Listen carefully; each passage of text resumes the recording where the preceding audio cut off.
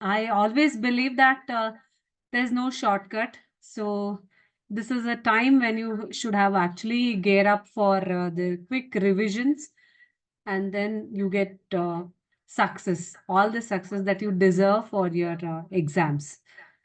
The thing is, there are smart cuts nowadays, not the shortcuts that you should embrace so that you'll be successful in your exams. So, in this session, we shall focus on some of the high topics which are most likely to be asked. And every university exam, mostly these are the questions asked, and that you should not miss.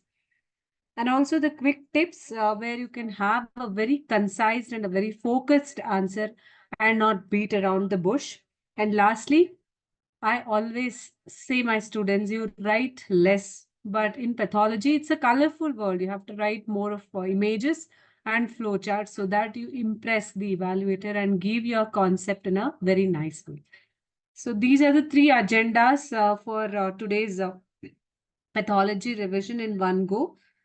The outline of my talk will include all the three objectives that I discussed. So you need to learn how to focus, and you need to be to the point answers. That's very, very important. You don't divert, and should be focused as well as visualized. The visual presentation is the visual appealing that the examiner or the evaluator gets is most important when you write the summative or internal assessment examinations. Okay, I'm sure this is the exam pattern that you're going to write through. There will be MCQs, and this is usually for 20 marks, and your descriptive answers, which is of subjective type. So that is for 80 marks. And you're going to write two papers in pathology, if I'm not wrong, and that is 100 marks each, right? So totally your pathology is for 200 marks. I think now you are very well versed because you have been with this subject for the entire year, and you know that for these many marks I'm going to prepare. And to be on a safe boat, 50 has to be the target, combining your theory as well as practical. But I personally wish that each one of you have your own great potentials. So with this journey, you are going to explore them and come out with flying colors. And remember that the time management is the most important key because you have 24 hours in that you have to dedicate to multiple subjects and most of the areas in pathology and other stuffs, including your health, sleep, fitness, so many other things. So managing time, having a timetable to read all this is one of the important things. And you are managing multiple subjects. It's not only pathology in second year. Of course, you have to manage your pharmacology as well as microbiology. Okay, so let's learn what to focus now. You have 1 month or so to go for the exam and what to focus at this juncture. So let's go through some of the high yield topics for paper 1 and paper 2 in pathology, especially in the long essay questions. Most of the students go panic when they face this long essay questions. Why? Because most of them are scenario based. Very, very important. So once you miss this correct diagnosis, your answers related to that particular question will go wrong, and there are chances that you will lose marks. And remember that most of the scenario based questions of paper 1 is going to come from neoplasia. Okay, it is usually like define. They're not going to give you a scenario usually. Define neoplasia, classify neoplastic conditions, that is benign and malignant, and then they will ask you the mechanism of metastasis or molecular basis of cancer. Okay, so neoplasia, if it is scenario based, then you will get on metastasis, mechanism of invasion and metastasis, or it is non-scenario based.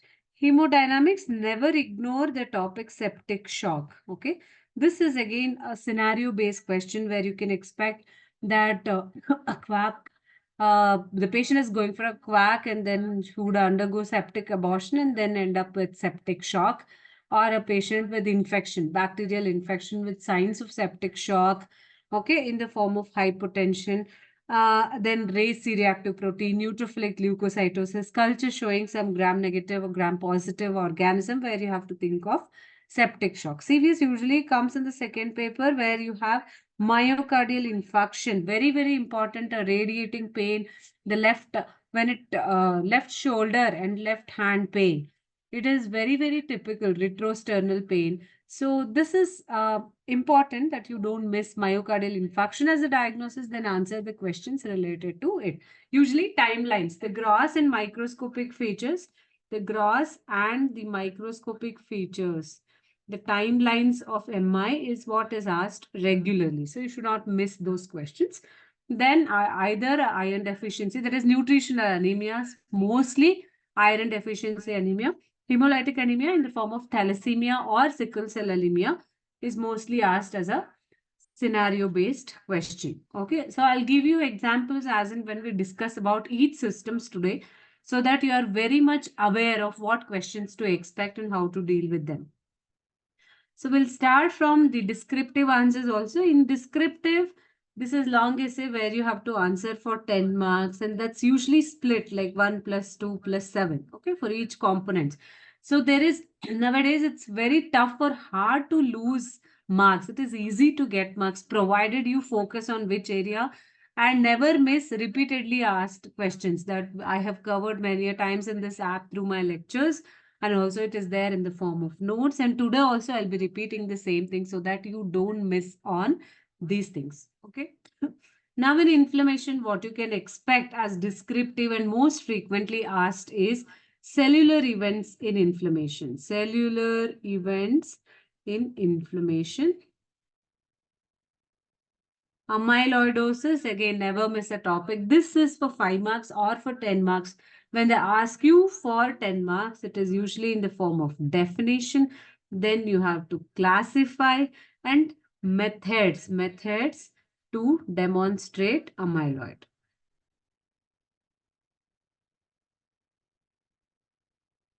Can you expect in repair? This is not usually scenario based. This is descriptive in the form of types of cutaneous wound healing.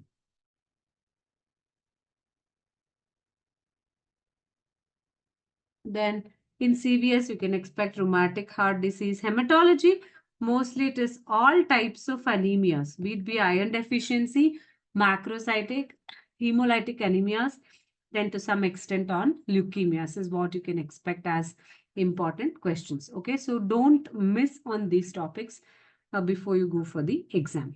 Now I have some samples for scenario-based questions so that it will definitely help you when you face the real exam in your future now. So how to pick up the keywords which are there in your scenario. So the moment you look into the long scenario, don't get carried away with the distractor.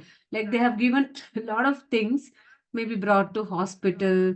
Then there is, okay, and then there is history in the sibling. There's multiple things which are going on. But what is important is not bringing her to the hospital. There is generalized weakness. There is multiple blood transfusion history. Moment you see this multiple blood transfusion history, the patient is anemic. This much you can understand. And also the similar history is there in the sibling. So some genetic basis of the disease is going on. And there is chipmunk facies, pallor, icterus, mild hepatosplenomegaly. The triad of anemia, jaundice, and organomegaly. So what we should think of, it is hemolytic anemia. And where do you get this repeated history of blood transfusion? Usually in thalassemia. Okay, they have not told about HB electrophoresis, sickle cell, and all that.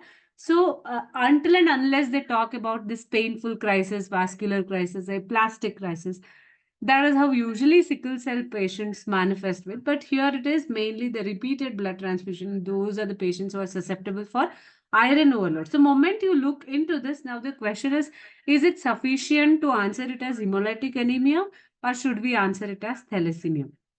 Based on my experience, it's ideal to answer this question as thalassemia only. Okay. But even if you answer hemolytic anemia, many of the examiners are going to consider that as a correct answer, but then you will have problems in answering further questions. You can't give specific answers because you have not decided whether it's a thalassemia or whether it is a sickle cell anemia. For an undergraduate, what we are giving the scenario-based question in hemolytic anemia is either thalassemia or sickle cell anemia. History of repeated blood transfusion itself will give you a clue. But then you please look into hepatosplenomegaly, pallor, icterus. All those things are very, very important. Anemia, splenomegaly, jaundice. Why anemia? There is multiple blood transfusion is there. That's why you say that the patient is anemic. Also, they say that on examination there is pallor. Icterus, there is indirect hyperbilirubinemia. There is organomegaly. So once the triad is complete, you are on a safe board to tell that you are dealing with hemolytic anemia and possible diagnosis is thalassemia. What test would you advise to confirm the diagnosis? The best answer is high performance liquid chromatography. HPLC is what you have to do. Okay, just based on peripheral smear, you cannot diagnose, or you have to do a globin gene sequencing. So that is how you will get the correct answer. Next, describe the pathogenesis and lab findings. So you have to tell about pathogenesis of thalassemia and also laboratory findings. So this is how you have to grab those keywords and come to the diagnosis. And next case here, one more example. A patient with uncontrolled diabetes, he's admitted in ICU with acute renal failure. He's hypotensive, he has become febrile. The routine blood examination, there is neutrophilic leukocytosis, C-reactive protein is increased. So the patient, if he's in shock, hypotensive, poorly responsive, febrile. Now the patient is in shock. What type of shock is described in the above scenario? This is septic shock. And then describe the pathogenic steps involved in septic shock with the neat flow chart. Very, very important. You please don't ignore this particular topic. That is septic shock flow chart. Then mention the clinical stages. There are 3 clinical stages. You know that non-progressive, progressive, and irreversible stage of shock. That is what you are supposed to answer. Don't beat around the bush. When they have asked clinical stages, mention the clinical stages, meaning 1, 2, 3. You have to just mention. Don't again explain what is non-progressive, what is irreversible, what is progressive. Not required. Okay. So to the point answers will always catch the attention of the examiner. Next, sample 3. So you can get non-scenario based question also, where you have just define and classify leukemia, describe etiopathogenesis, and lab findings of acute myeloid leukemia. This is a very simple question. For defining and classification, okay, you are getting 1 plus 2. Then for etiopathogenesis, you are getting 3. And for lab findings, you are getting 4 marks. So don't deviate. So first heading should be definition only. Then you are classifying it as AML, acute leukemia classification. So you will classify it as ALL and AML if it is acute. If it is just leukemia, they have not told whether it's acute leukemia or chronic leukemia. Then classify it into acute and chronic. Then you put it as acute myeloid leukemia, acute lymphoid leukemia, here chronic myeloid leukemia, and chronic lymphoid leukemia. So be vigilant when you are looking at the question. Here they are not telling you to classify acute leukemia. They have just asked you to classify leukemia, which is you have to classify it as acute, chronic, then further subdivide into acute myeloid lymphoid. Then etiopathogenesis. Most of the times in pathology, this is what we commonly ask, right? So here you have to tell about etiology and pathogenesis. So in leukemia, most of the pathogenesis rests on what?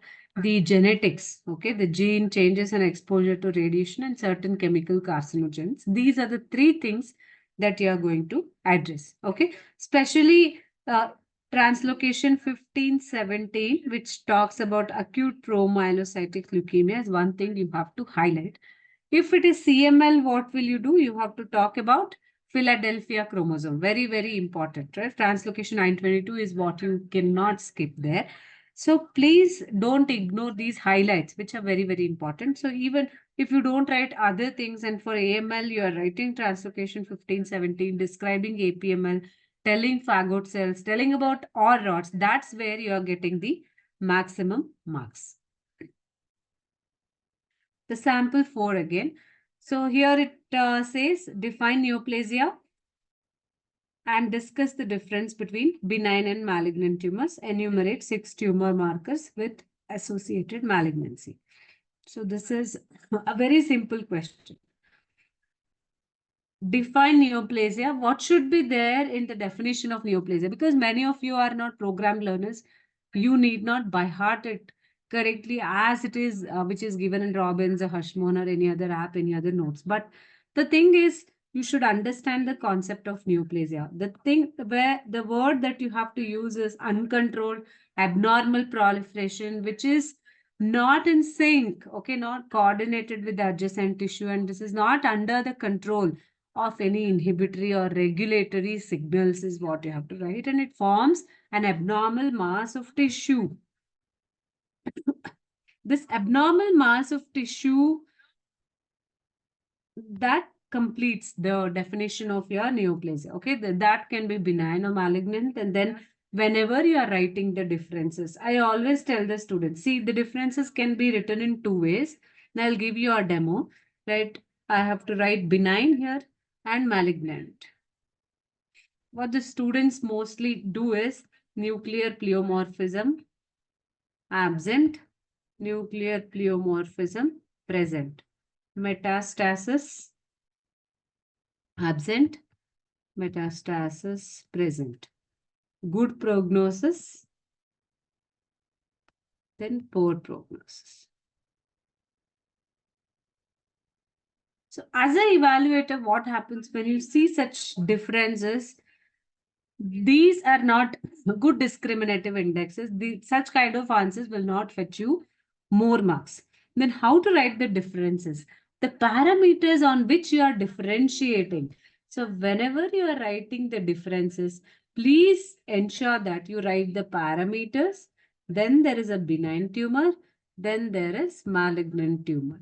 And whenever you are writing such differences, see that you start with either gross findings. Okay, on gross, you will tell about the size, cut section, presence of necrosis, hemorrhage, all other things. All right. And also you will tell about the invasion into adjacent area. You'll tell about capsulation, encapsulation, which you usually see in benign tumor, not in malignant tumor, right? Also, this is how you explain all the gross parameters in one go. Then you go to microscopy. In microscopy, you are going to tell about the nuclear pleomorphism, polarity, which is lost in malignant tumor, then atypical mitosis that you commonly see in malignant tumor and not in benign tumor, right? Anaplasia or lack of differentiation, differentiation, which is also called as anaplasia. Anaplasia is marked or it is seen predominantly in malignant tumor. So this is how you want to describe microscopy. Then you can go for clinical features. Okay, clinical features. Clinical features, you can explain about prognosis, sudden growth, whether it's localized, good prognosis, poor prognosis. So it gives a clear sense to the evaluator that you have understood very nicely. And this will give you more marks. Okay, instead of just listing 6 differences, where you don't know whether you're talking about gross, whether you're talking about microscopy, you're just describing something which doesn't impress the evaluator. Okay, so that happens. So whenever a difference, the question asks about what are the common questions which comes in this way is difference between benign and malignant tumor, number one. Then gangrene, difference between wet gangrene and dry gangrene, differences between apoptosis versus necrosis, then differences between nephritic and nephrotic syndrome, then differences between dystrophic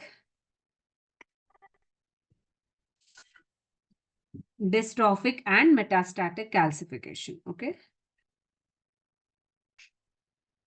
So in all these cases, I would urge you that you make 3 tables. That's very, very important. 3 columns has to be there, where you first pick up the parameter on what you are comparing, and then you write what is the point favoring benign and what's the point which favors malignant. Okay, so likewise, only kindly make the habit of writing the differences. So that will help you in getting good marks when the question is on differences. Okay. So other questions that you can expect as a long essay question in paper 1, other than inflammation, neoplasia, there can be a question on type 1 hypersensitivity reaction. Okay, this is something which is important. Type 1 hypersensitivity reaction, which is IgE mediated. Okay, and where the mast cells are involved. You would have studied a lot in chemical mediators of inflammation itself, so you can combine all those things and write the mediators for bronchospasm, vascular dilatation, increased vascular permeability, so that you can easily write this answer. And don't be too descriptive. There's beautiful diagrams which are given, so you can just follow those images and write what happens in the first step, initial phase, and after a few minutes, then what happens in the late activation phase in type 1 hypersensitivity and diseases associated. So there can be a question which is scenario based, indicating asthma or atopic allergy. Okay. So in those cases, you have to think of type 1 hypersensitivity, a reaction that can be a main question, and in immunity. Okay. Then there can be question which is related to thrombosis at times, different types of thrombosis and embolism, the as an effects. Most of the times it is 5 marker, but yes, you can expect a long essay question related to Werkow's triad and thrombosis. Okay. Um, the other important topic where you can expect this long essay question is wound healing. Okay, wound healing by primary intention and secondary intention. Then complications related to wound healing and fracture healing. Fracture healing is most of the times a 5 marker question. Fracture healing, where the word callus, even if you don't know anything, this word callus is something very, very important. Soft callus and hard callus. And whenever this question is asked, wound healing or fracture healing, it is not only the items that you write. Number 1 is hematoma formation. Number 2 is reepithelialization. Number 3 is granulation tissue. It is not only that which is important, but the timeline is very, very important. For example, when you write granulation tissue, it becomes very important that you write the days as 5 to 7 days where you expect the granulation tissue to be formed. That is something very, very important. Most of the students I've seen, they write beautiful diagrams, but the timelines are missing. Like lobar pneumonia. If I ask you what are the stages of congestion, red hepatization, gray hepatization, and resolution. Everything is written, but the timeline is not written. Then again, it makes the answer incomplete. Okay. For paper 2, please never miss a question on inflammatory bowel disease, either Crohn's disease or ulcerative colitis, which can be asked as your main questions, right? And also in kidney diseases, cystic kidney diseases can be your main question. Cystic kidney diseases, classification and etiopathogenesis of adult polycystic kidney disease, ADPKD, autosomal dominant polycystic kidney disease or adult polycystic kidney disease. So there can be a question related to this. Other than this, we have already told related to your myocardial infarction or rheumatic heart disease, which are most of the times asked as a scenario-based question. So if you look into your own university question banks, okay, those main questions, the scenarios keep changing, but the concept remains constant. So it's a good idea to go back to your previous year question papers too, so that you become familiar with on what topic the questions are centered around, so that you don't miss on those 10 markers. And your target in 10 markers should be at least to score 6. Okay, always you aim at 10 on 10 and you write it very beautifully so that 6 comes without much effort and even irrespective of mood of your evaluator.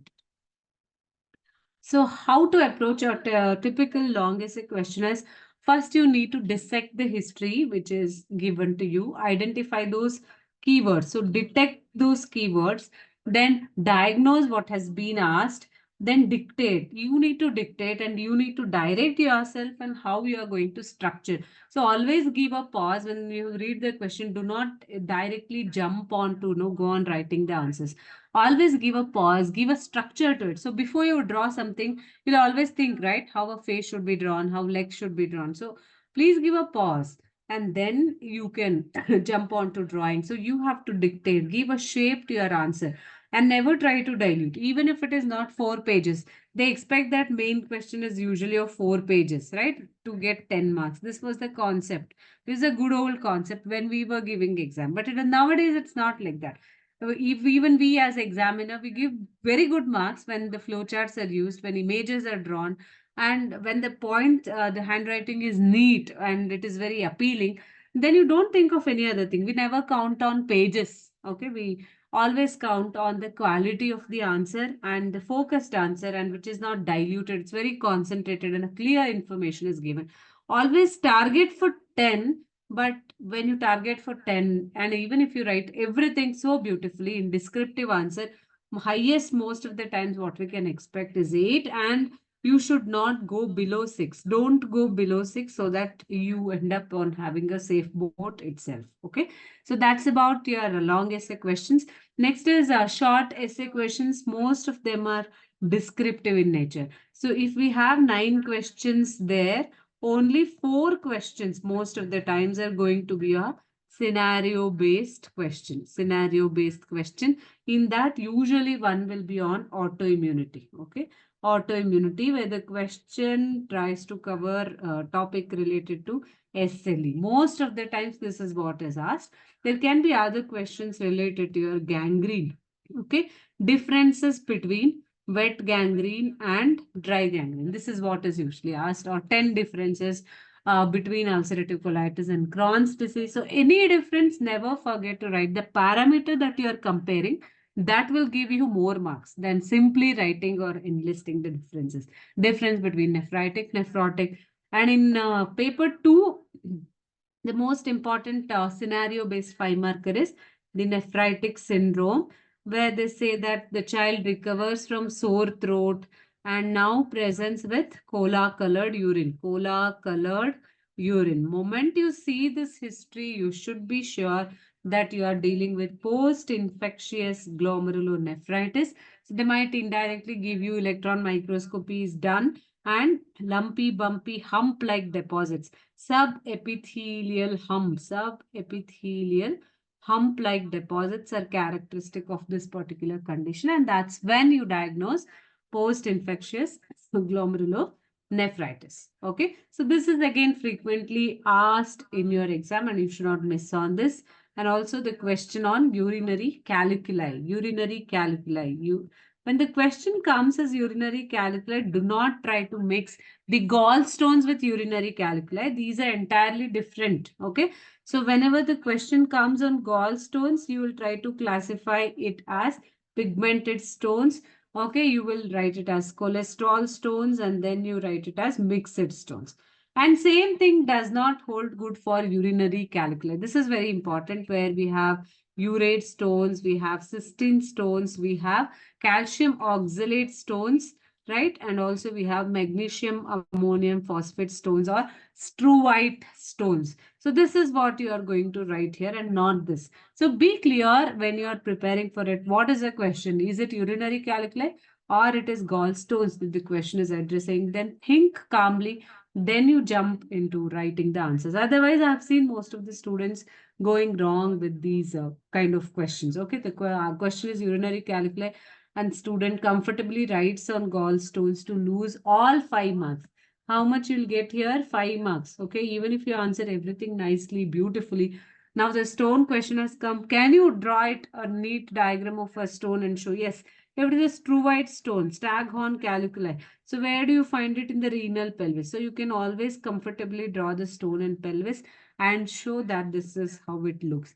So instead of describing how a struvite or a staghorn looks, it's better to draw a diagram then and there and describe it so that you get good score. Okay. These questions can also be, these 5 markers can also be scenario based, but most of the times they are not complicated as your 10 markers. Okay, they're usually very, very simple, straightforward. The history itself will tell you the diagnosis, and most of the times you can expect one question on fat embolism syndrome. So usually the history will be a road traffic accident. Then on day 3, the patient is presenting with rashes as well as breathlessness.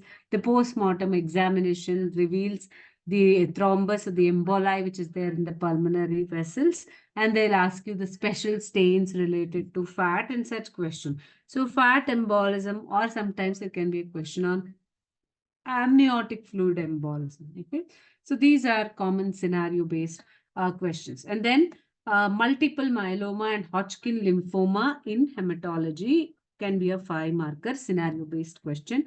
In multiple myeloma, remember this CRAB, which is very, very important. Okay, hypercalcemia, renal failure, anemia, and bone lesion. Moment you see multiple lytic lesions involving the bone or skull, and also the patient is having renal failure, elderly patient, low backache. If all those things are present in the history, we have to think about multiple myeloma. And the tragedy is whenever I ask my students what is myeloma, they're telling proliferation of myeloid cells. Please don't answer like that. This is not related to myeloid cell proliferation. This is all related to atypical plasma cells. These are atypical plasma cells which are more than 10% in the bone marrow most of the times. And that is one of the important diagnostic criteria for myeloma, and nothing to do with myeloid. So always be thorough with the terminologies. Okay, don't get confused. On the other day, what had happened was when the question was rhabdomyosarcoma. This is a rarely asked undergraduate question. Rhabdomyosarcoma. They never asked anything. They just asked what is rhabdomyosarcoma, and this was for 3 marks. Okay, the student has never studied this. What the student will answer? This is a tumor because it is sarcoma. The student knows that it is a soft tissue thing. So tumor, which is because of the bite of rabbit dog. Is it the way to answer? But such things happen with the students when they don't read anything. What is rhabdomyosarcoma? It is sarcoma. So it is a malignant because it is rhabdo. It is skeletal muscle in origin. Malignant skeletal muscle tumor is actually rhabdomyosarcoma, and student thinks that it is due to bite of rabbit dog. So never use such idiotic common the common sense. That is an exaggerated way of using common sense and then falling into a well. Because you will not get, you will be awarded 0. Otherwise, if you write just it's a malignant skeletal muscle tumor, yes, you will get 1 marks for the same. Okay. So this is how understanding the right terminology at right place in the right time will fetch you more marks. So it is very important. And afterwards, after you write such idiotic answers, once the evaluator goes to the next question, he will have that feeling in his mind, he or she, whoever is evaluating, okay, this person has not understood well. That's why the rabbit dog is connected here to rhabdomyosarcoma, and this might influence the evaluation of other answers, even though when they are written well. Okay, there are many things that will happen when the evaluation is going on. And the first impression is best impression. When you start with long essay, see that it is visually appealing, it is very well presented. Even if you have read less, present that read information in a very appealing manner so that examiner understands, okay, how much ever should be understood by the candidate is understood by the candidate. Okay. Then what are the keys for getting good score here in 5 marks? Again, don't count the number of pages. It's not 2 pages that you're supposed to write. Even if you write 1 page with a good flowchart, you're going to get good marks so that you are concise, you are centered around a particular topic. If I'm asking about SLE, don't write on other autoimmune disease, don't write on mixed connective disease. You're going to write about SLE only. So you are centered around a concept and you are going to give a concise to the point answer. So for 5 marks, even though your target is 5, right, for 5 marks, but how much you're going to get most of the times with very beautiful answer is 4. So never get anything less than 2.5 or 3. Okay, so don't go for score which is less than 2.5 or 2 unless the question is very simple. You have read it many times, you're able to write it. So please don't miss on them. Last is super easy.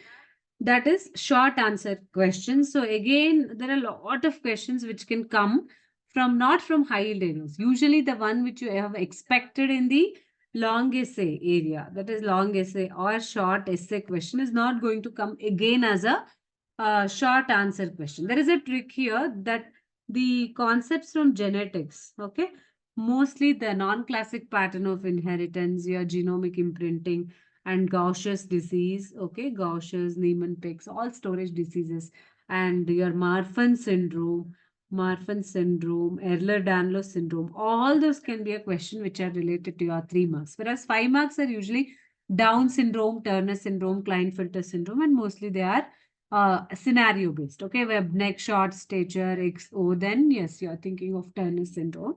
Now, for 3 marks in genetics, The storage diseases like gaseous disease, and the examples of autosomal recessive, autosomal dominant, X-linked recessive, X-linked dominant is something you should never miss. Okay. If the question is name 6 autosomal dominant disorders, for this question, the student should never be losing any marks, is what is my personal opinion, because they're very, very simple. And all enzyme deficiency disorders are mostly autosomal recessive in nature. For X-linked dominant, I think Ravi is the mnemonic we use commonly, right? Uh, Incontinentia pigmentia, Alport syndrome, then vitamin D resistant rickets, Ray syndrome. All those things are the examples that for X-linked dominant conditions. Like you have the aid of mnemonic, you have some principles like enzyme deficiency is going to be autosomal recessive. Autosomal dominant, moment you hear autosomal dominant, you have studied many autosomal dominant like hereditary spherocytosis. You have studied autosomal dominant polycystic kidney disease. Some of you have remembered for X-linked recessive, it is A to G, right? Which comes as the mnemonic. Alphabets from here to here are the examples, the mnemonic for X-linked recessive disorder. So never miss on those one-liners where you have highest chances of scoring. Okay. Apart from this, the nutritional and environmental diseases where you don't have many of the questions. We are not community medicine people, so we don't ask you most of the times of the question on osteoporosis, vitamin D deficiency. We don't even ask the questions from pediatrics. But what we ask nowadays is obesity. Okay, very, very important. Pathogenesis and complications of obesity. Pathogenesis and complications.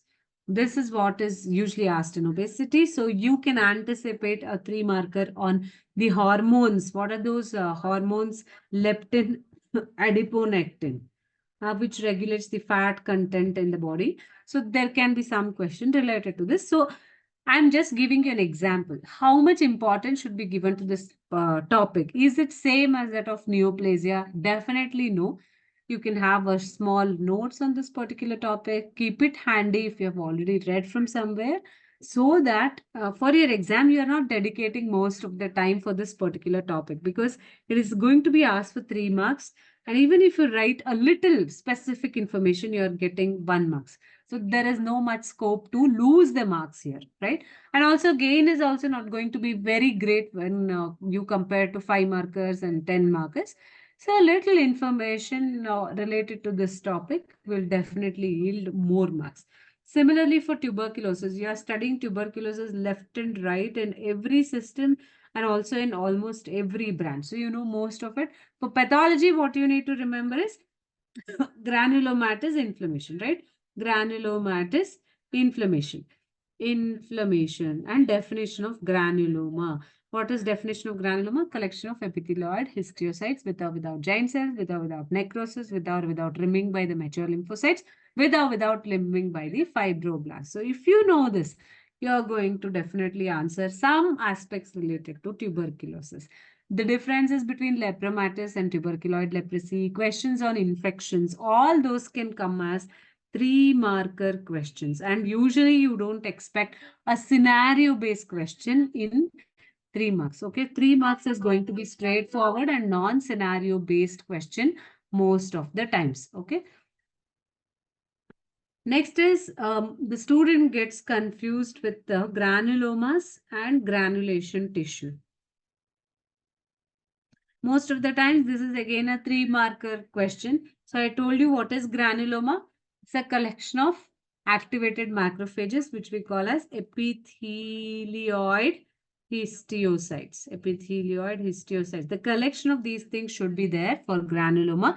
Just write the definition and then draw a beautiful diagram. Show the epithelioid histiocytes with slipper-shaped nucleus with indistinct cell borders, abundant cytoplasm. What is granulation tissue?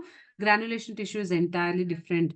This is newly proliferating capillaries, newly formed blood vessels, which has proliferating capillaries, which are usually leaky. Okay, and this is a part of angiogenesis in your wound healing or cutaneous wound healing. And what is in rich with which inflammatory cells? These are macrophages or monocytes. It is rich in monocytes. It also has fibroblasts. and also some amount of collagen. All these things makes granulation tissue, which is usually formed between day 5 to 7 days of inflammation. Okay. So this is one delicate difference a student has to understand when the question is on granuloma, which is different, and granulation tissue is different. Granulomas are the special type of chronic inflammatory type of reactions, and give some examples of granuloma. Okay. The common tips to handle. Okay, this is general tips to handle such questions. How to do, especially the 3 markers. Okay, 3 markers, you know that you don't have to pay much attention as 5 markers and 10 markers in preparation phase. Somewhere you have to keep your notes handy so that you don't lose much time on preparation. Keep discussing with your friends, keep discussing with your SMEs so that you are aware of the answer, what you have to present. Okay. And also you can make it more of, diagram or flow chart wise, so that you save time on writing the long answers for 3 marks. Because how much ever you write, what is the maximum marks that is given here? Only 3 marks. So you can make it more diagrammatic, especially peripheral smear finding in megaloblastic anemia. So what are you supposed to write here? One large RBC you are supposed to draw. Next, you are supposed to draw one hypersegmented neutrophil, then RBC with Howell-Jolly body. So macrovalocytes, Howell-Jolly bodies, and hypersegmented neutrophil. If all these are present, it is enough to be called as what the megaloblastic anemia peripheral smear picture, and that will definitely give you 3 marks. Okay, so that is how you can save a lot of time and very direct towards your answers. So this is one important thing related to your 3 markers. But sometimes there can be very eccentric questions, especially from bone and soft tissue and CNS tumors. Okay. I remember one of the recent most papers wherein the question was astrocytoma for undergraduates. The question was chondroblastoma for 3 marks for undergraduates. I feel pity on students because as an undergraduate, it's very tough to remember these. At least astrocytes, you know where they are. They are glial glial cells that you know. So it's a potentially malignant tumor which has 4 grades, right? Grade 1, grade 2, grade 3, grade 4 is called as glioblastoma. And there are INI gene mutations which are seen, IDH mutations which are seen in astrocytoma. If you write all those things, you are going to definitely get 2 marks without much preparation. And even if you have specifically read astrocytoma, the chance of getting 3 on 3 is very, very less. Chondroblastoma, at least try to remember that's a bone tumor and some benign tumor. You have chicken wire calcification, 3 to 4 points. And there can be a question on schwannoma too, most commonly a soft tissue tumor question, where you are going to draw Verroque bodies, telling about hyper and hypocellular areas and all those things. Okay. So there can be some uncommon or bouncer over the counter question which can be asked here, but don't be panic about them. Don't go on looking at those questions so that you lose on the questions which you have read very well and the answers which you know very well. Okay. So 1 or 2 such questions, try to ignore them and write whatever you understand by the terminology, whatever, and try to keep them in the end so that you don't lose much time on them. Now, how to identify those high topics. I'm done with the first one, like focusing on what will come, what is expected. I mean, going through your previous year questions is the major key here, and going through your the formative assessment papers. That's very, very important, because every now and then the MI question keeps coming. Cellular events in inflammation, it keeps coming because that's the high yield question for your exam. Now, is it possible passing exams without studying? I would say no.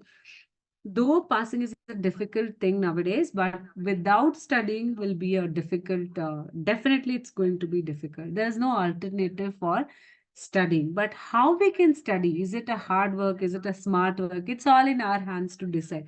So there is no elevator to success, but you have to take the stairs. And every time you take the stairs, you come up with a new lesson, and you learn to skip one stair in between so that you reach the top as early as you can. But taking stairs mandatory, you can be smart enough there.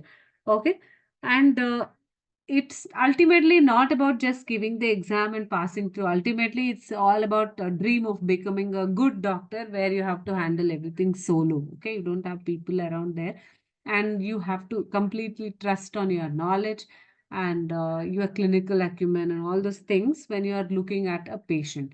So when you are reading a question, don't just read as a question. Don't be so mechanical.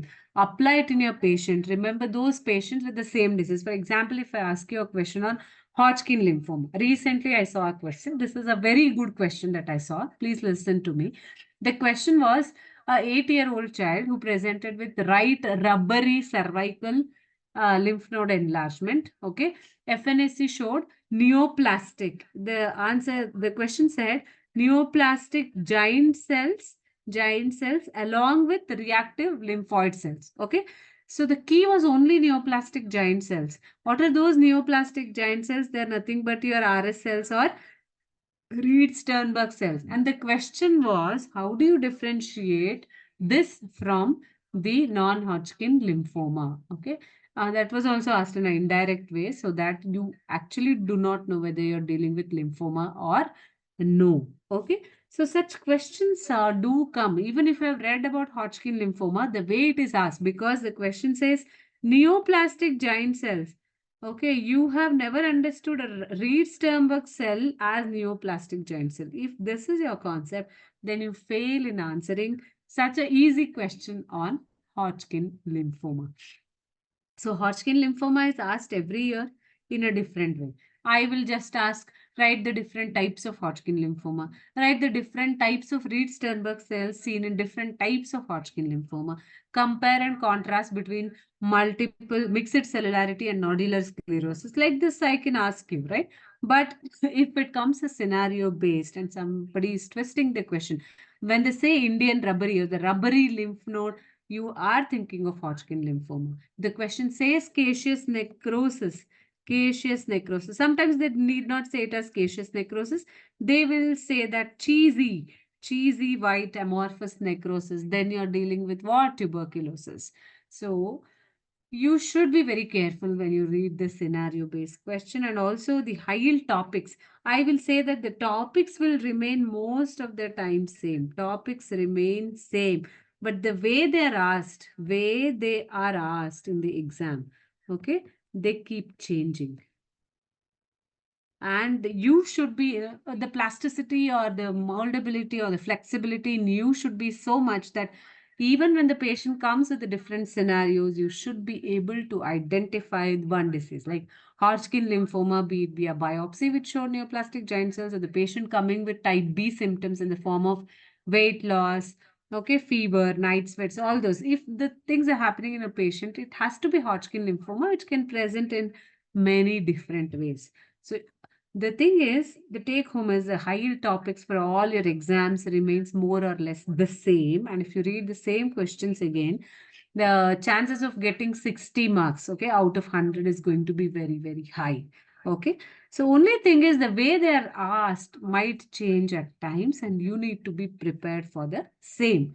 Okay. Though they look at, they look like questions when they're clinical VNet based, you have to always remember the patient that you have seen with the same symptom. You would have definitely learned a lot when you're in the bedside clinics while you apply these knowledge, especially the granulation tissue. Yes, granulation tissue, if it is formed many a times, the surgeons would have told you that it's a sign of what? Healing ulcer. It's a good sign of healing, and naturally you expect to see between 5 to 7 days. It looks reddish, granular because the capillaries are leaky like that. You need to apply those things that you have learned in pathology to bedside and come back to pathology when you see such patients to write about the etiopathogenesis. That makes your job stress-free. Okay, and high yield topics, of course, I would say that it remains the same. And you can't take escalator all the time. You have to climb the stairs, and then after a long time, you will definitely reach that escalator. Now, let me give you some glimpses on paper one important topics where you cannot miss certain things before you go for your exam, starting from amyloidosis. Okay, what is expected in amyloidosis is what I'm going to tell you. One is classification of amyloidosis. Okay, primary, secondary, hereditary, and familial, which is given everywhere. I always request my student, at least don't forget this primary and secondary if you are not able to remember this. Okay, so what is primary, which is associated with multiple myeloma, where you have lot of light chains. Okay, light chains are present in this condition. What is secondary amyloidosis, where the patient is suffering from chronic infection, inflammation, malignancy, and the liver becomes a source of that abnormal fibrillary protein. Okay, so that is which is associated with chronic inflammation. Give some examples. TB, is it associated? Yes. Bronchiectasis? Yes. Osteomyelitis? Yes. So remember 2 3 examples which are associated with amyloidosis. At least try to remember this primary and secondary. You can classify it as localized, systemic, and heredofamilial amyloidosis, and try to remember the special stains which is asked most of the times, and many a time student fail to remember, okay, the special stains for amyloid. Please remember the mnemonic that you have learned in anatomy, that is, she looks too pretty, try to catch her. I teach my students in the same way even now, because with this mnemonic, they are pretty good in remembering the stains. You don't miss it in the exam. Okay. Now, what is this? S stands for stains here, nothing else. S is for stains. L is for what? Lugol's iodine. Lugol's iodine. This is a gross staining technique. Okay, you can stain the specimen with Lugol's iodine, because amyloid behaves pretty much like starch, starch-like. Okay, you get that brown color reaction with sulfuric acid. Then what is this T? There are many T's here. Okay, one is your toluidine blue, which is a metachromatic stain, which you can use here. What is P? PAS. Remember that amyloid looks pale on periodic acid shift. One T is for thioflavin T, and the other T is for thioflavin S. And to do this, you have to use UV light, ultraviolet red. Okay. Most important comes when it is C, that is Congo red. Congo red, and this is the most widely used stain for your amyloid, and this gives apple green birefringence. Apple green birefringence under what? Polarizing. You have to see it under polarizing microscope. And lastly, H is for H&E. H&E is not a special stain, but yes, you can guess the presence of amyloid based on the extracellular amorphous material that you see under microscopy. So please remember this, at least, so that you don't, if the 3 mark question is name 3 special stains for amyloid, please start with Congo red. Don't tell HND, PAS and all. Congo red is most widely used stain. Then you can go for thioflavin T, thioflavin S, Lugol's iodine on gross specimen, etc. Similarly, nowadays they ask special stain for fat. Okay, last time in one of the university exams, name 3 special stains for fat. Special stains for fat. Do we have any answer, students? Can I see it in the comment box? What are the special stains for fat? Very good. Oil red. Oh, any other thing? Because many times Sudan black, I can see oil red. Oh, I can see Sudan black 4 is there. Sudan black 3 is there. Any other? Osmic acid. Students, please remember, osmic acid is also one stain which is used for the demonstration of fat. Apart from oil red O and Sudan black is what most of the students are telling. This is again asked in the exam. Okay, if they ask you 3 stains, you should be able to write the correct answer.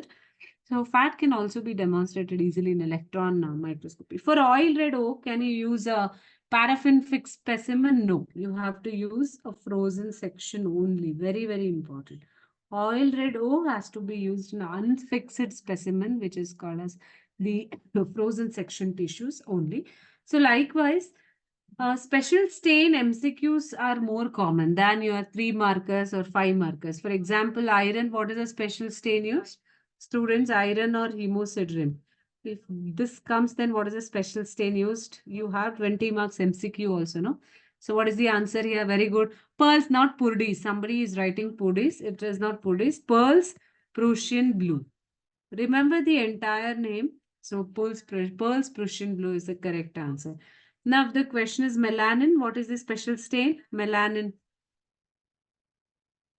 Melanin. So Fontana Mason. Okay, Mason Fontana. Fontanan. Yeah. Please be sure about spelling. Mason Fontana or Fontana Mason is a special stain for melanin. So this is, and for calcium. This is the last one. Okay. What is the special stain for calcium? Calcium. These are most commonly asked as MCQs in your question paper. So calcium, what is the special stain used? Von Cosa and alizarin red. Okay, remember this. Alizarin, very good. Alizarin I could see from Nath. So Von Cosa and alizarin red. So these are important stain related MCQs that can be asked for AML or rods. Okay, so this is what is a special stain to be used for all rods? Anybody? Myeloperoxidase, very good. For lymphoblasts, what is a special stain used? Lymphoblast, what is a special stain used? Myeloperoxidase is correct for all rods. Okay. For lymphoblast, what you can use is PAS, periodic, not sodium black. PAS is the better answer. Okay. TDT, somebody is answering. Very good. Beat B myeloblast. When you are TDT is mainly for the B lymphoblast or T lymphoblast. The precursor lymphoid cells will have this TDT positivity. Okay, that is not a cytochemical stain. That is a immunohistochemistry stain. So these are some of the things related to your R rods and special stains in various aspects that you need to remember. We started with amyloid. So I want you to remember the mnemonic as a special stain for amyloid. That is, she looks too pretty. Try to catch her. Okay, don't forget that. And also the amyloidogenic proteins that you have to be thorough with, especially your transthyretin. This is something very, very important. Senile systemic amyloidosis. Okay, aging is a normal phenomena. That's how you can remember, where you have normal transthyretin as a fibrogenic protein. Whereas in familial amyloidotic neuropathy, you have mutant transthyretin. This transthyretin is also asked as a MCQ, okay, in most of your university exam. And in medullary carcinoma of thyroid, you have calcitonin as a amyloidogenic protein. They can ask you the most common sites and the biopsy sites. Any answers here? What is the most common site of deposition of amyloid in systemic amyloidosis? What is the most common site in systemic amyloidosis? Fat abdomen is a test. Yeah, yeah. Kidney is the correct answer. Kidney is the organ where you have the common deposition, the most common organ to be involved. And somebody told us abdominal fat pad aspirate. That's the most sensitive technique to diagnose the systemic amyloidosis. You can do a rectal biopsy, you can do a tongue biopsy or the gingival biopsy to demonstrate amyloid. Okay.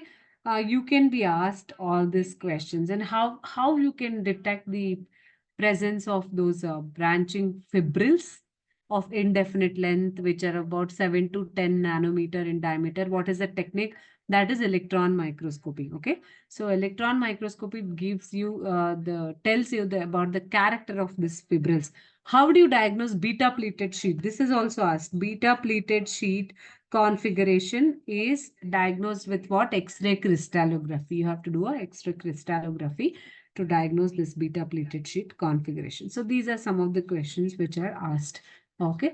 So this is regarding amyloidosis. Next important question is on apoptosis. Okay, you cannot ignore this particular topic.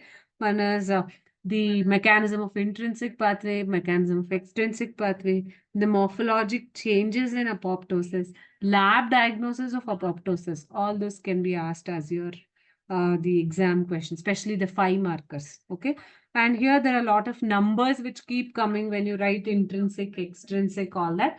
So remember that intrinsic is with what? The one which is inside the cell. So anything which injures mitochondria. So here the mitochondrial injury is involved. Okay. And there is loss of BCL2. BCL2, which is anti-apoptotic, is gone in this case. Cytochrome C leaks And all bad factors like bad, bid, bim, puma, noxa, which are all pro-apoptotic in nature, come into picture. And remember, in and nine. Nine also has in. So what is the initiator caspase for intrinsic pathway? It is 9. Okay. For extrinsic pathway, if you can see here, it is 8 and 10, and both has en here, e, and there is no in this. Okay. So extrinsic pathway is usually mediated by this fast cell.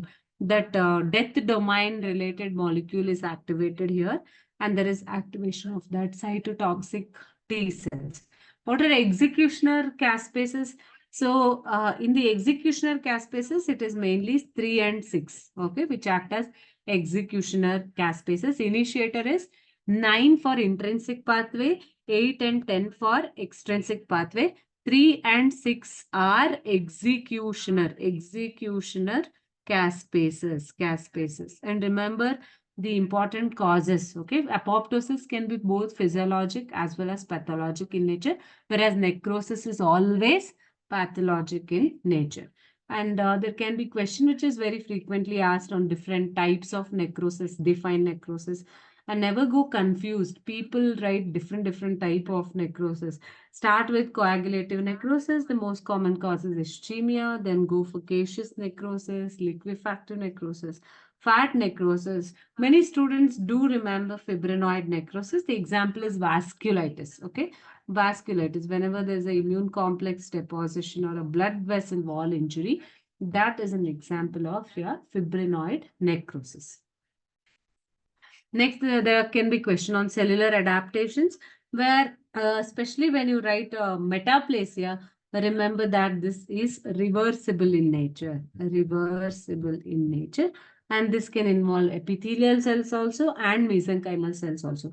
When it involves epithelial cells, it increases the risk of malignancy. Very, very important.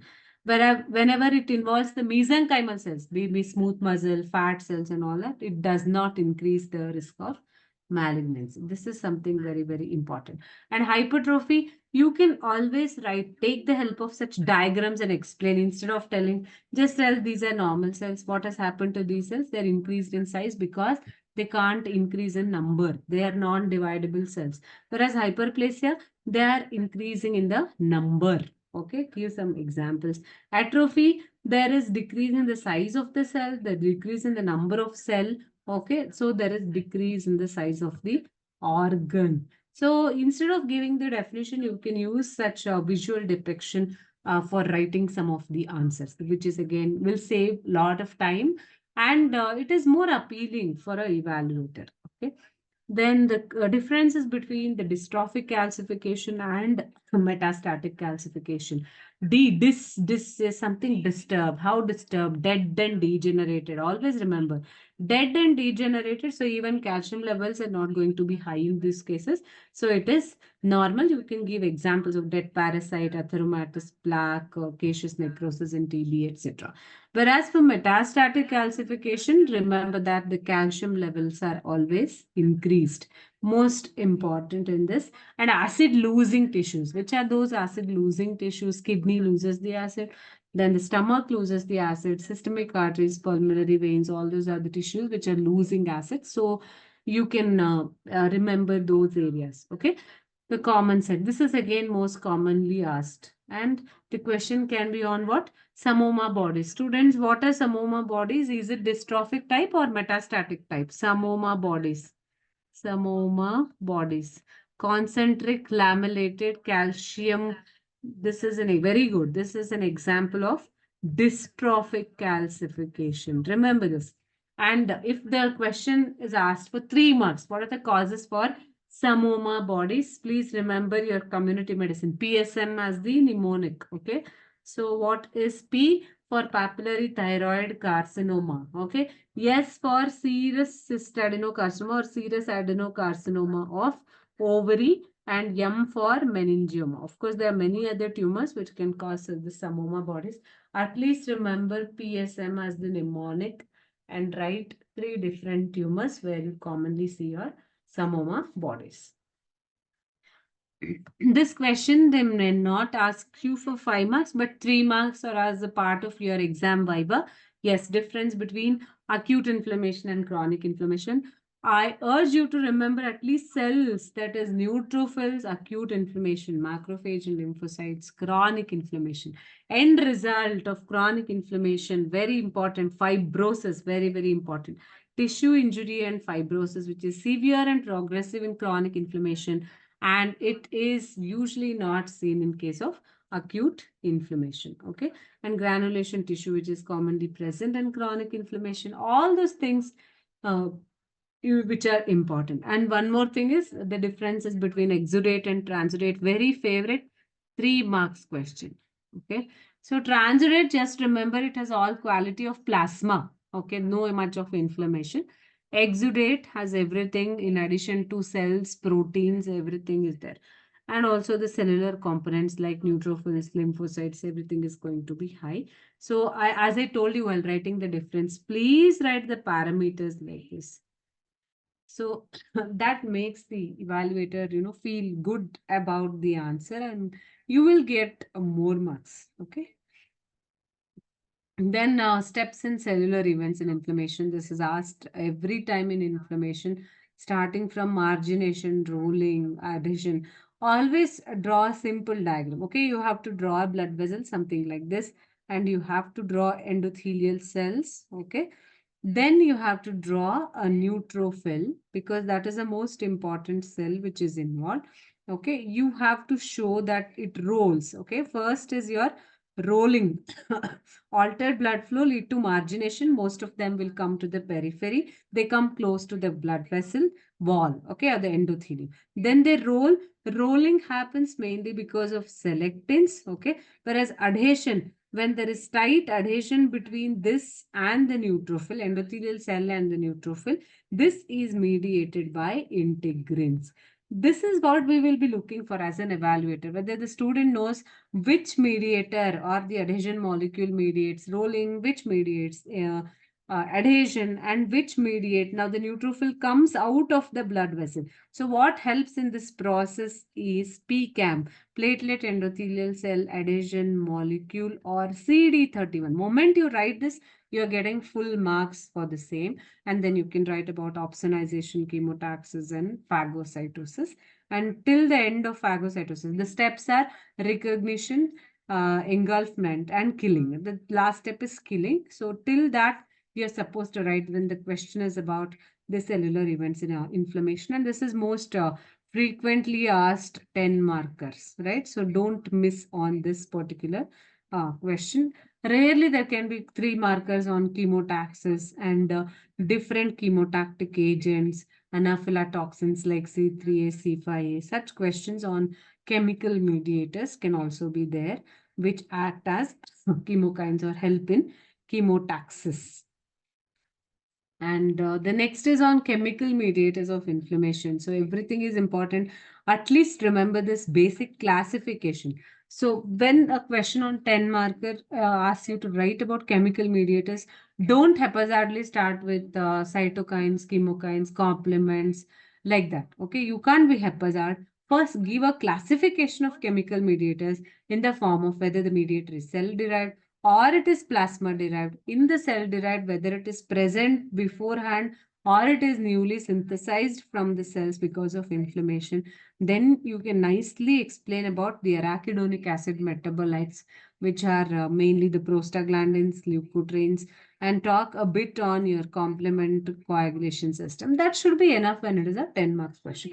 But always start with such beautiful classification, okay, so that the building or the base for your answer, the foundation for your answer is beautiful, so that the answer that you build on this platform or this foundation is going to be more effective and very, very high yielding.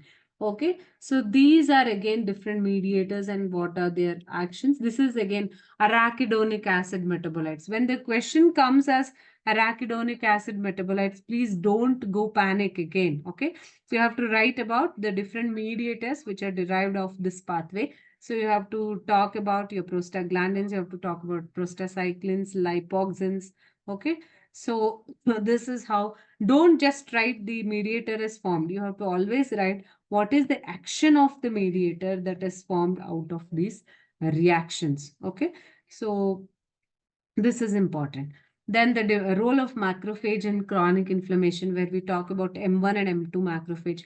If you don't remember anything, at least remember M1 is for chronic inflammation, M2 is for repair and anti-inflammatory actions. That is angiogenesis and scarring. I know it is little tough for an undergraduate to remember all the cytokines, interleukins, but this is expected when the question on role of macrophage in chronic inflammation is asked. And one such topic which you can't get rid of in pathology is granuloma formation. So once a question is asked, kindly, this is a normal resting macrophage. They all turn activated. They form together to form the granuloma. And here is a Langhans type of giant cell and different type of giant cells that can be formed. At times there is rimming by mature lymphocytes. This is a journey. And of course, the answer becomes complete only when you draw or tell that what mediator is involved, right? Most of the times they'll ask you this interferon gamma, which is a very important mediator in formation of a granuloma. This is asked many a time, so please pay attention to this. And if you have a EPAD examination system, there can be image-based question which gives you this granuloma Langhans type of giant cell, which is very nicely formed, and they expect answer to be tuberculosis or at times interferon gamma as the answer in your MCQ. Okay. And then the differences between the primary and secondary healing, very, very important. Cutaneous wound healing. What is the major difference is this granulation tissue formation and scar formation with contraction, which is there in your secondary intention, where the wound is actually quite deep. Okay. Reepithelialization cannot completely break the bridge. If that happens, then there has to be fibrosis also, then scar formation, then scar contraction or wound contracture will take place with the help of myoepithelial cells. So I always tell my students, whenever you write such answers, please write the timelines. Otherwise, it becomes meaningless. Okay. Draw beautiful diagram. What are the differences?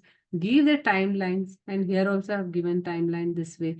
At the 30th day, you can see that the collagen type 1 rich scar is formed. Before that, you have type 3. So all those things have already been mentioned here so that it becomes easy for the evaluator. Similarly, for 5 marks, you can expect a question on fracture healing. Please here also you write the timelines, 2 to 3 weeks, after 3 weeks, what is formed. And the term callus, soft callus and hard callus is something which is very, very important, and remodeling of the bone. This can be asked for 5 marks. So this cannot be even one page. If you write a nice diagram like this and explain what they are, then you're done with the job. And for this answer, definitely I will be giving 4.5 to 5 marks without much effort. Okay. Then the complications of wound healing and factors affecting wound healing are also the important questions. So pay attention to this. What is proud flesh? Anybody students, what is proud flesh? This is asked many a times in the exam. Anyone, what is proud flesh? What is proud flesh? This also, if you have not studied, then maybe you will write that it is a fleshy tumor or it is a soft tissue tumor. The proud flesh is actually excess of granulation tissue. Excess granulation tissue formed as a complication of wound healing. Okay, once this is formed, it needs to be removed so that you allow proper epithelialization. So this is also asked, proud flesh at times. What is pannus? That is also related to granulation tissue, right? What is pannus? This is asked in some of the exams for 3 marks. What is pannus? Any answers? I gave you a clue that it is related to granulation tissue. It's very good. Pannus is seen in rheumatoid arthritis. This is a specialized granulation tissue itself. Okay. So this is but destructive. Very, very important. A destructive granulation tissue which is formed in rheumatoid arthritis is known as pannus formation. Lastly, I mean, there are many other topics in general pathology to say, but neoplasia is one important thing where the candidate should not go to exam if you have not read this topic very well. So let me tell you in brief what are the things that you have to read in neoplasia before you go for the exam. Number one, definition. Okay. components in the definition is very, very important than the way that it is presented. Next is differences between benign and malignant tumor. Okay, so this is asked. What is hematoma and choriostoma? If you are unlucky enough, then these definitions are asked. What is hematoma and what is choriostoma? Anybody? What is choriostoma?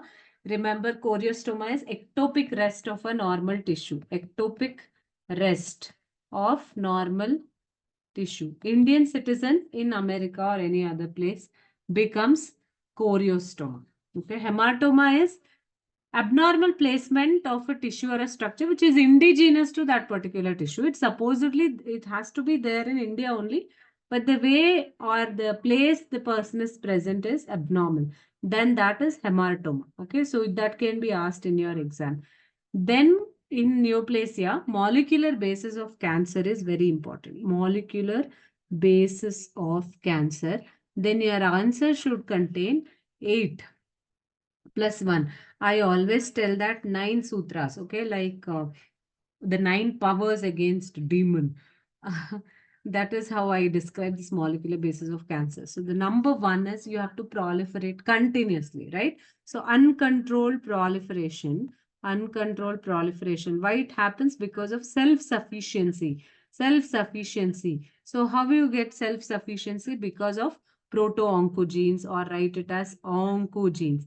And one beautiful example is MYC gene, which is a very important master transcriptional regulator and mutated in most of the human cancers as an oncogene. Next is insensitivity to growth inhibitors. Why it happens? Because TP53, which is a guardian of genome, and one more is governor of cell cycle proliferation, which is RB gene. Okay, when the question on RB gene, it is a governor of cell cycle proliferation. And this is guardian of genome. So there can be 5 markers on these 2 gene itself. And when RB gene is asked, they will ask you on Knudsen 2-hit hypothesis. So don't ignore this topic. Okay. So one is the cells are continuously proliferating. They're not under the control of any inhibitors because your TP53 gene on chromosome number 17 and RB gene on chromosome number 13, they're mutated or they have been lost. Third, there is shift in the metabolism, which is known as aerobic glycolysis, which is called as Warburg effect. Remember this, very, very important. Glucose hunger in the tumor cells. Okay, 3 are over. Now, which is the 4th one? The cells are not undergoing apoptosis. So, escape from apoptosis because most of them express increased BCL2. This is the 4th one. 5th one, limitless replicative potential. Limitless replicative, meaning they are not undergoing aging. There is reactivation of telomerase and all that. So they become stem-like in nature so that there is continuous proliferation. Next, they acquire new blood vessels. So you have angiogenesis in them and you have invasion and metastasis, which are the hallmark for a malignant cell, and there are several steps which are involved in invasion and metastasis, and that can be a 5 markers question. You have to remember that matrix metalloproteinase breaching the basement membrane and then forming a tumor embolus and going to a new site with the help of chemokines. Now, last thing is escape from our immune system. Escape or evasion from the immune system, host immune system, where you have role of immune checkpoint inhibitors like PDL1, CTLF4, etc. And the 9th one is your epigenetic changes and abnormal DNA repair mechanisms. Abnormal DNA repair mechanisms. So students, anything in cancer, if you have to remember this, then only your answer on molecular basis of cancer becomes complete. So start with uncontrolled proliferation, where you talk about oncogene, then tumor suppressor gene are lost like P53 and RB gene. Then escape from apoptosis, limitless replicative potential, Warburg effect, angiogenesis, invasion metastasis, escape from immune system, and the epigenetic changes. That's where you complete the answer. Next is the question on Amy's test. Where do you get, can we have any answers? What is this Amy's test or the Ames test? Yes, students, any answer? So this can be a 5 marks question. What is this Amy's test? It comes in chemical carcinogenesis. It is to check the mutagenicity of a chemical. Very good. Of a chemical carcinogen. If you want to test the mutagenicity of a chemical carcinogen, you have to do this particular test. So there the Salmonella typhimurium strains are used. Okay, they are deprived from folate and then they are again checked to check the mutagenicity of a chemical. So please go through this and you can write a beautiful diagram to explain this particular test. Name some chemical carcinogens and the cancer associated can also be a question. Okay, so you be thorough with, and the mechanism of chemical carcinogenesis where you have initiator and a promoter. DNA adduct formation. These are keywords in your answer. Okay, this has to be there. With this only you will be getting 2 marks most of the times. Okay, then the rest of the story and classification of chemical carcinogenesis. Next is biologic carcinogenesis. Okay, so let me just enlist the biological carcinogen. You will be telling me what cancers they are associated. Okay, HPV, EBV, HTLV1. This is what we expect the students to write most of the times, right? What is the HTLV1 associated with? It's already there in the name.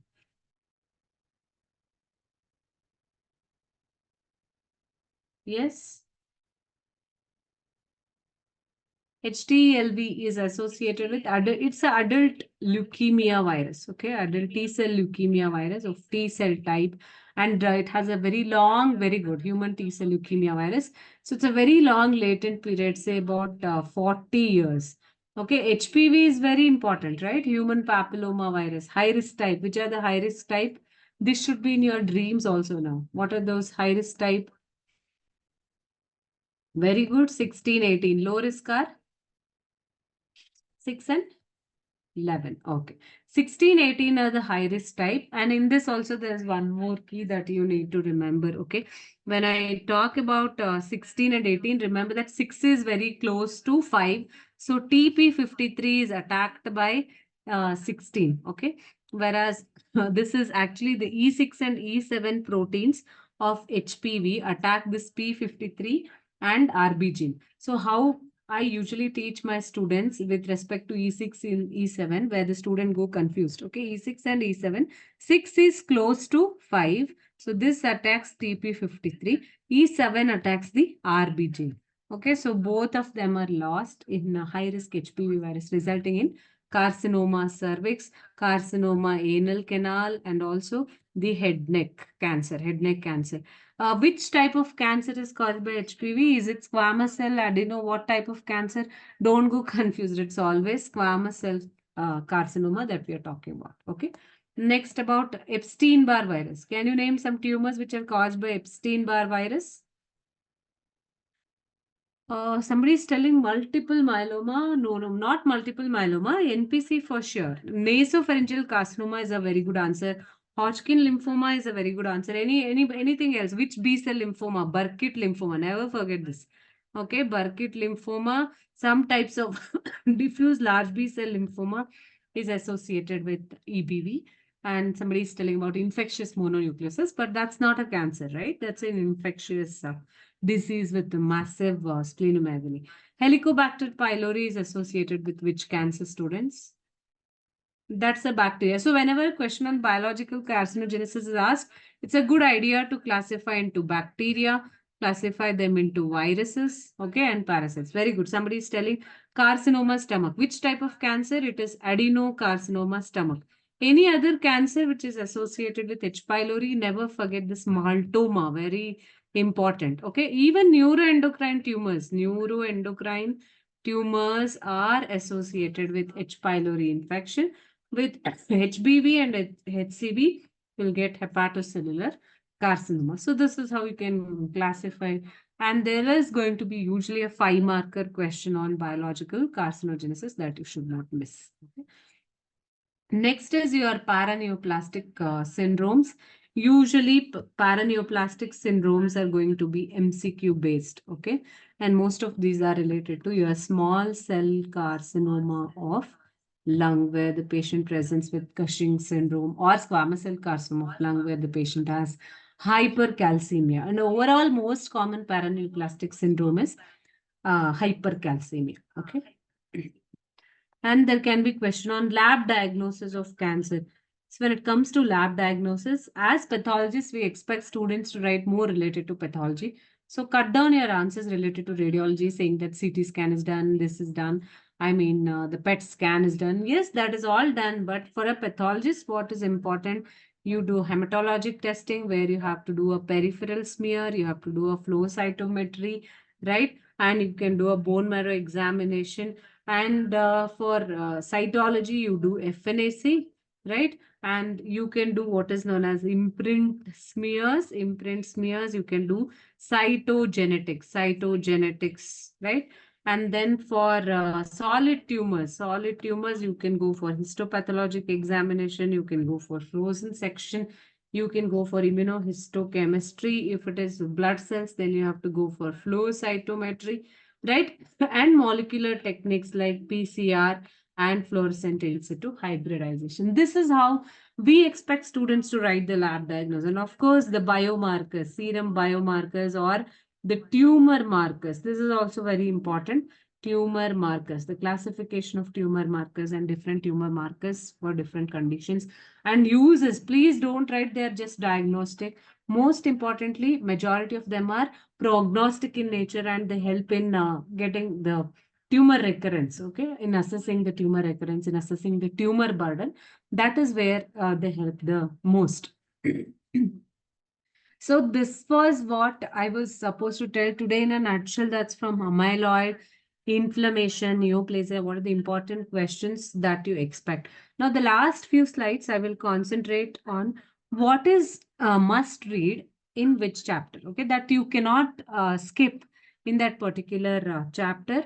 And that's essential to have the SMART goals, okay, where you read specifically and you have a limited time. You want to read only the relevant topics, okay, and you want to see that attainable. I want to have out of 160 marks, and yes, with this I can get definitely 60 marks. If you are that kind of a personality, and if your thinking is that targeted, then it's better. In cell injury, you can't miss on cellular adaptations, okay, the causes and the definitions, and also aging for 3 marks. 3 marks. There can be a question on Hayflick limit also. Okay. And the necrosis, apoptosis, gangrene. These are the things which you cannot miss, okay, when you go for the exam. Inflammation, I've covered most of the things already as cellular events, vascular event, which I did not touch upon, and definition of granuloma, examples of granulomatous inflammation. Students, can you tell me what are the 4 examples of granulomatous inflammation? Can anyone tell me? At least one example. Yeah, tuberculosis, everybody knows. Any other? Any other? Very good. Sarcoidosis. Anything else? Leprosy. Nice. Usually in tuberculoid leprosy, you get granulomatous inflammation. Any inflammatory bowel disease with granuloma?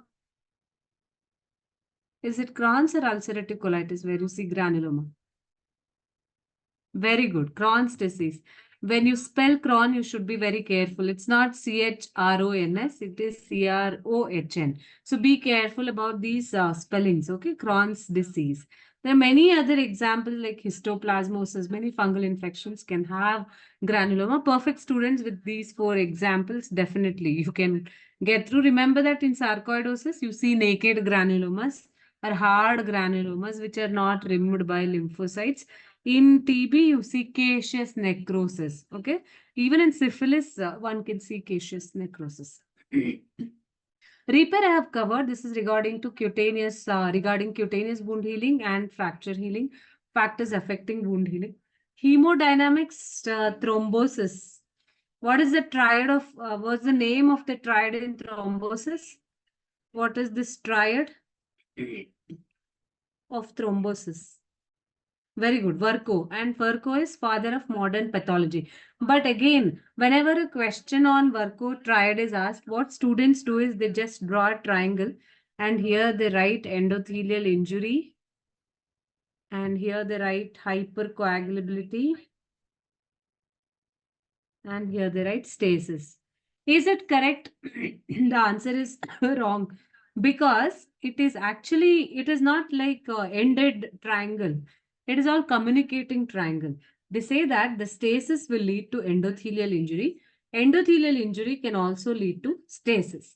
And also endothelial injury is contributed by hypercoagulability. Okay. And endothelial injury can also lead to hypercoagulability. So this is how the arrows in the triangle play a very important role. It's not that the three components will lead to thrombosis. Okay.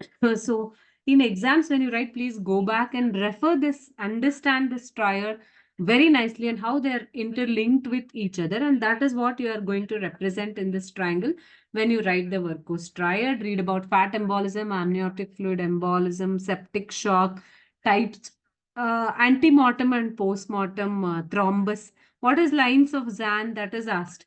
Where do you see lines of Zahn? Anybody? Lines of Zahn. Very good. Antemortem clot, where you have alternate dark and light lines, and it can be seen both grossly as well as microscopically. You have alternating layers of RBCs and platelet as well as fibrin, which you don't see in post-mortem clot, which you call as chicken fat appearance. Neoplasia, I'm not going to tell it again. I have already discussed. In immunity, you have all 4 hypersensitivity reactions, which is asked left and right.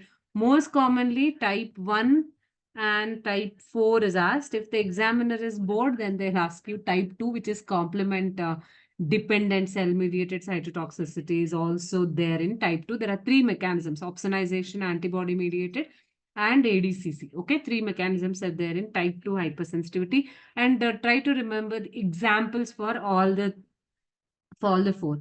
Then there can be question on autoimmune disease, most commonly SLE. Don't miss this particular topic when you go for the exam.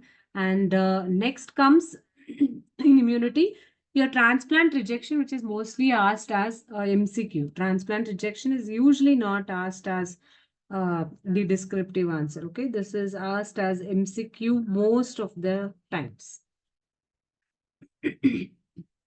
Amyloid, of course, it's important. In infections, it is TB, leprosy, and syphilis. Rarely there are scenarios where the questions on bubonic plague, types of plague, all this have been asked, but then with the sound knowledge of microbiology, you'll be able to manage those questions, and they're just for 3 markers, so you should not worry much. And here it is most important: obesity. Rest all alcohol related, you would have studied in liver chapter also, so you can do it. And something related to tobacco, you would have studied in lung chapter. So need not dedicate most of your time and energy for these topics. Only obesity once or twice, read nicely, prepare a notes of it. Just read once and write whatever you remember. Okay. Genetics, yes. Again, all Mendelian disorders: autosomal dominant, recessive, X-linked dominant, X-linked recessive, non-classic pattern of inheritance. Can any student name a disease with trinucleotide repeat mutations? Trinucleotide repeat mutations, which is of non-classic pattern of inheritance. Yes, do we have any student here who can answer this? Huntington, very good. So such questions, Huntington, and then any other? Fragile X syndrome. So these questions, trinucleotide repeat type of mutations, myotonic dystrophy, all those things can be asked. Okay, spinocerebellar ataxias, which are associated with trinucleotide repeat mutations. How about Prader-Willi and Angelman syndrome? What type of mutations they have? Gene abnormalities. Prader-Willi and Angelman syndrome are related to genomic imprinting. Remember this, very, very important. Okay. Genomic imprinting. There can be MCQ related to this. Prader-Willi and Angelman. So when it is Prader-Willi, P for P, remember P for paternal deletion. Paternal deletion. Gene on chromosome number 15 is deleted. Okay, reverse is true for Angelman, who are happy puppets. Now, whenever there is paternal deletion, in this case, there is maternal imprinting. Maternal imprinting. Exactly, you can remember for Angelman syndrome in a reverse way. So, Angelman syndrome, maternal deletion, paternal imprinting. Prader-Willi, only remember that there is paternal deletion and maternal imprinting. All nutritional anemia starting from iron deficiency. Then we have megaloblastic or macrocytic. Be very careful. Whether the question is megaloblastic or macrocytic anemia. Whenever lab diagnosis for these things are asked, always start from complete blood count. Talk about red cell indices, very, very important. Then talk about peripheral smear. Bone marrow in case of megaloblastic, not done in case of iron deficiency. If done, there are reduced iron stores in the bone marrow. And lastly, you have to talk about biochemistry like TIBC, ferritin and all in iron deficiency anemia. Differential diagnosis of iron deficiency anemia. What is the mnemonic? Differential diagnosis of iron deficiency anemia or microcytic hypochromic anemia. Remember CETA, okay? For microcytic hypochromic anemia, where S for sideroblastic anemia, I for iron deficiency, T for thalassemia, and A for anemia of chronic disease. Anemia of chronic disease, where you have to talk about hepcidin, okay? Next, hemolytic anemia. The questions can be on sickle cell, usually, or thalassemia. These are 10 marker question and 3 markers. You can expect sickling test. Rarely there can be question on osmotic fragility, which you see in hereditary spherocytosis or G6PD deficiency for 3 marks, and paroxysmal nocturnal hemoglobinuria, which is the triad of BAT, okay, bone marrow failure, anemia, and increased risk of thrombosis is seen in case of PNH, which is an acquired condition, acquired genetic condition, which leads to hemolysis. Acute leukemia, starting from classification. If you are FAB classification, then peripheral smear, genetics, types, all those can be asked as questions. In chronic myeloproliferative, it is mainly CML. Okay. In that, the Philadelphia chromosome, which is BCR ABL translocation, which is commonly asked, and phases. That is chronic, accelerated, and blast crisis. And then the lab score or the NAP score, which is low in case of CML. All non-Hodgkin lymphomas, names, if you remember, that is more than enough, except for Burkitt, you are supposed to know a little in detail, including your 814 translocation associated with Epstein-Barr virus, which can be endemic, okay, which is African type, or the associated with HIV virus. All those things you have to remember. Hodgkin lymphoma, whatever we teach in Hodgkin lymphoma is very, very important. Most important is those Reed-Sternberg cells and the Hodgkin cells, subtypes. Here, we even emphasize on immunohistochemistry of classical and non-classical type. That is important. Multiple myeloma, everything in multiple myeloma, including the prognostic marker, that is beta-2 microglobulin, atypical plasma cells, which are more than or equal to 10%, Dutcher bodies, all those are important.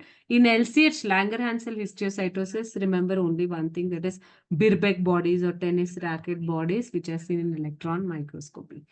Platelet and coagulation, at the most, you can expect a question on hemophilia, either A or B, where you have the coagulation factor efficiency, or there can be question on ITP or immune thrombocytopenic purpura, where the repeated history of infection, rashes will be there, and bone marrow will show increased number of megakaryocytes, and you have to tell that as ITP, and splenomegaly won't be there. Blood banking, mostly the components Okay, and their shelf life can be asked, or complications. Complications, classification of complications, and complications of massive blood transfusion. This is what is usually asked in blood banking.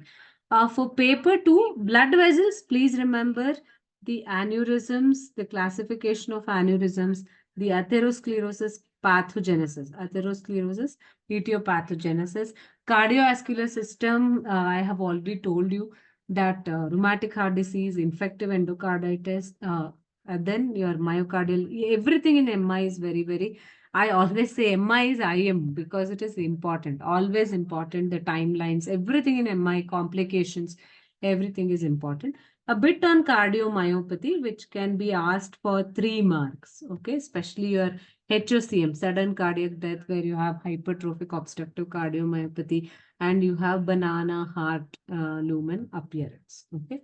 In respiratory system, of course, the components of COPD, emphysema, chronic bronchitis, differences between them, the bronchiectasis pathogenesis,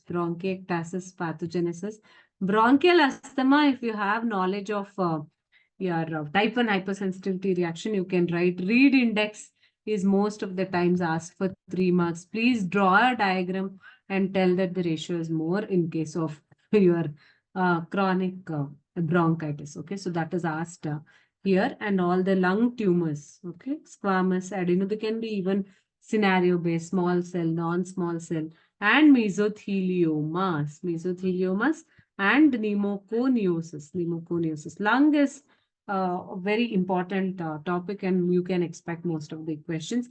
Esophagus per se is not there in your CBME curriculum, but yes, you can expect question on Barrett's esophagus, as this concept is based on metaplasia. There can be question on pleomorphic adenoma, which is a most common benign salivary gland tumor. Apart from the stomach, everything in stomach. Okay, your Linitis plastica, pathogenesis of gastric tumors, H. pylori gastritis, complications of peptic ulcer, which can be, and differences between benign and malignant ulcer can be a question. And then in colon, you don't have much. It is one is your adenoma carcinoma sequence. So everything related to your CA colon and polyps, including your Peutz-Jeghers polyp or hematomatous polyp, colonic polyposis syndromes, differences between right-sided and left-sided colon carcinomas, and inflammatory bowel diseases. And when you read stomach, don't miss on carcinoid tumor and gastrointestinal stromal tumor, which are again very, very important. In hepatobiliary, alcoholic liver disease and cirrhosis, you should never miss on that, including your drawing Mason trichrome stain to demonstrate that fibrosis, all those things you should know. And stages of alcoholic liver disease, starting from steatosis, steatohepatitis, and finally your cirrhosis. All 3 stages should be written with a neat diagram. This is what we commonly expect in liver. Okay, and micro and macronodular, depending on your 3 mm as cutoff, is commonly asked in liver. Pancreas, not much of questions, but yes, acute pancreatitis or chronic pancreatitis are complications of the same. Gallstones can be a 3 marks question. Okay, or strawberry gallbladder, like cholesterosis. Though it's a minor topic, not a must competency in CBMI, there can be questions related to it. Okay. Next comes your urinary system. Do not ignore kidney. All renal syndromes, nephrotic. Okay. Then your rapidly progressive glomerulonephritis. Then we have crescents. This is again important definition and causes for the same. Then cystic diseases of kidney, all tumors, mainly the clear cell and papillary and Wilms tumor, which is a pediatric tumor. So they can be asked as questions in kidney. Malakoplakia has Michaelis-Guttman bodies. They can be asked in your MCQ, which is commonly seen in urinary bladder. Pre-malignant lesions, bladder, most of the questions you usually you don't. Urothelial carcinomas at the max, the causes for urothelial carcinomas can be asked. In male genital tract, testicular tumors, and cryptorchidism. Okay, cryptorchidism. Cryptorchidism can be a 3-mark question, and this is classification as well as seminoma can be asked for 5 marks. Please draw representative diagrams. Don't spend much time on beautification, like you draw a neat circle, like you draw a square. But what should be drawn in seminoma? If this needs to be drawn, you have to draw large cells, right? So you draw large cells which are forming a lobules and they're separated by the septa. These septa are infiltrated by lymphocytes. Then they have these cells have got nucleus with prominent nucleolus. Okay, if you draw this much, that is the understanding of seminoma. You have to just label it and describe it. Okay, don't spend a lot of time on making triangles, rectangles, circles, and beautify it. No, it should be labeled correctly. It should be drawn correctly. Then you will get complete marks. Okay. Then pre-malignant lesions of penis. This is most commonly asked, like erythroplasia of quiet. Pre-malignant lesions of penis. There are 3 important things here: Bowen's disease, Bovenoid papulosis, uh, then the erythroplasia of quiet, all these things. If you write these 3 lesions, you're going to get 3 marks. Okay. There can be question on BPH, benign prostatic hyperplasia, just etiopathogenesis, where the hormone influences the growth, glandular proliferation in this case. In breast, everything about carcinoma breast, most importantly, the molecular classification nowadays, then etiopathogenesis or the risk factors for the same, and lastly, your prognostic and predictive factors. Okay, so that is what is asked. Then the other question is on Phyllodes tumor and fibroadenoma. Fibroadenoma. Then in genital tract, it's all the ovarian tumors. Then leiomyoma, secondary changes including red degeneration, calcification, myxoids change, cystic change, etc. And also the questions on endometriosis. Don't ignore this topic. Endometriosis, there are different theories, like 3 to 4 theories, like the metastatic theory, menstruation, retrograde menstruation theory, stem cell theory. These theories can be asked. In dermatology, don't spend much time because you would have read SCC, squamous cell carcinoma, basal cell carcinoma, melanoma for your practicals. Same thing you can apply here, but also try to read at least the names of vesiculobullous disease like bullous pemphigoid and pemphigus vulgaris, and also chronic dermatosis like lichen planus and psoriasis. Okay, psoriasis. At least try to read this and go for the exam. Key morphologic features. In bone and soft tissue, classification of bone tumors, okay, and osteosarcoma as a malignant tumor. Then we have osteoid osteoma, chondroblastoma, osteochondroma, very limited tumors, osteochondroma, then osteoclastoma. These are some of the tumors which you have to read and go for the exam, along with Paget disease, which is a pre-malignant condition and patient can develop osteogenic sarcoma. In soft tissue, it is most of the things you have read in practical. Don't take overload of this. But read about hemangiomas, lobular capillary hemangioma, cavernous hemangioma, and schwannoma neurofibroma. Okay, schwannoma neurofibroma. Don't miss on these things. Next in endocrine, mainly it is thyroid, okay, which is there for you. So papillary carcinoma of thyroid, which is very, very important. Graves disease, and all types of thyroiditis, mainly Hashimoto's thyroiditis. So don't miss on these things. Then thyroid function test is what you're supposed to read. And adrenal gland, a bit on pheochromocytome. Okay, because this is not the right time to read hyperplasia, then Addison's disease, which you have read many times before. And don't miss on pheochromocytoma, which is important. And hyperparathyroidism. Hyperparathyroidism causes and PTH levels in these conditions. In central nervous system, CSF analysis, which you have read already for practicals, the table differentiating tubercular meningitis, bacterial meningitis, viral meningitis, the different parameters, which is important, and also the common glial tumors. Okay, mainly don't miss on glioblastoma and meningeal tumor, that is meningioma. There are many other tumors like oligodendroglioma with fried egg appearance, Then ependymoma, where you will remember different rosettes, and a pediatric tumor, medulloblastoma. When I talk of pediatric tumor, medulloblastoma, apart from this, other pediatric tumor, neuroblastoma, retinoblastoma, and nephroblastoma. Okay, all are malignant small blue round cell tumor, which you should not miss in the exams. Okay. The MCQs are this is about all the different core topics that you have to concentrate and should not miss on these areas. MCQs are one thing which are a great savior. Okay. If you have it for 20 marks, you have to target it as 20 and don't get less than 15 here. Use common sense, ignore the distractors, and when you're sure that this is the correct answer, the P53 gene is located on which chromosome? Don't look into option. You know that it is 17 and you are going to hit on 17 only until and unless they confuse you with 17P, 17Q, then comes the different question. But for usually undergraduates, the difficulty level is not going to be so high and you can easily exclude with the options which are available. Okay. And of course, the practical pathology is another challenge. When your theory is so good, concepts are going to be good. The examination, the assessment goes hand in hand. The only thing is you have to be good at charts, you have to be good at instruments, you have to be good at common sense in practicals. But what is the need of R is you should be good at your concepts. You should know the morphologic features, you should identify the appropriate tests, and you should be good in diagrams, flow charts.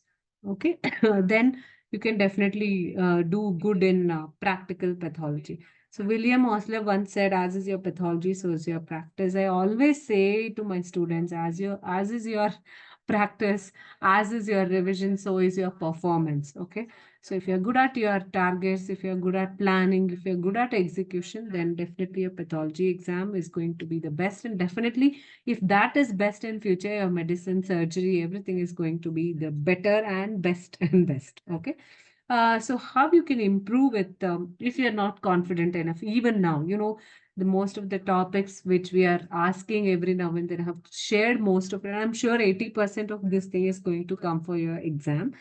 But then still, if you're not sure, the key is you need to be consistent. If not, all these days you are not consistent, start from today so that if you are consistent at your studies, during exam time, you will be more confident. Try to discuss with your peer members, friends, the topics, especially which are volatile, okay, where it needs more of recall. You need to discuss it again and again so that you don't forget and keep a watch on time and manage multiple subjects. As I know that most of you have to be multitasking at this time and divert your attention to all the subjects, that is pharmacology, microbiology. It's not only pathology for you. For me, it is teaching only pathology.